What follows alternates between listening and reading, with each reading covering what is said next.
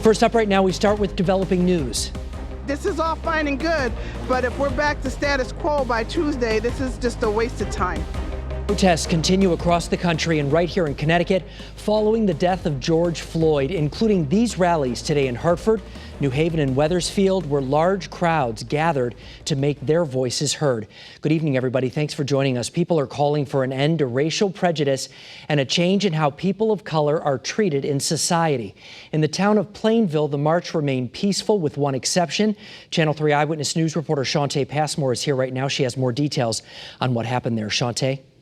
Mark, we witnessed police arrest a man after reportedly threatening marchers with a gun.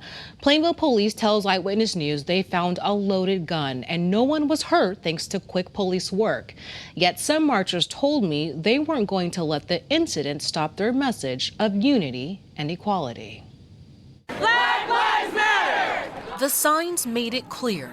Plainville let their neighbors know there's no place for racism. To dislike somebody and not trust them because their skin is a different shade is absurd. For a week straight, we've seen demonstrations in large and small communities. The rallying cry, always the same. Equality and everybody, treat everybody equally. It's a message at the moment gaining traction. It's also brought resistance. As marchers headed to Norton Park, eyewitnesses tell me a man reportedly threatened them with a gun. Only our cameras rolled when Plainville PD arrested 61-year-old Edwin Jacobson.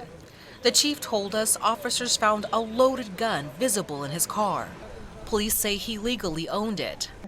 Despite the incident, the march carried on.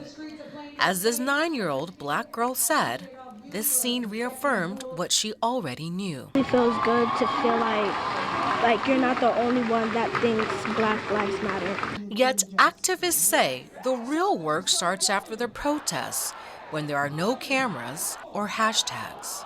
We need to have those hard conversations of what exactly are we going to pinpoint and do to make the changes. And those talks are what will move us forward. As for Edwin Jacobson, Plainville police say he's facing charges of threatening, reckless endangerment, and breach of peace. Again, thankfully, no one was hurt tonight. Live at the digital desk, Shantae Passmore, Channel 3 Eyewitness News.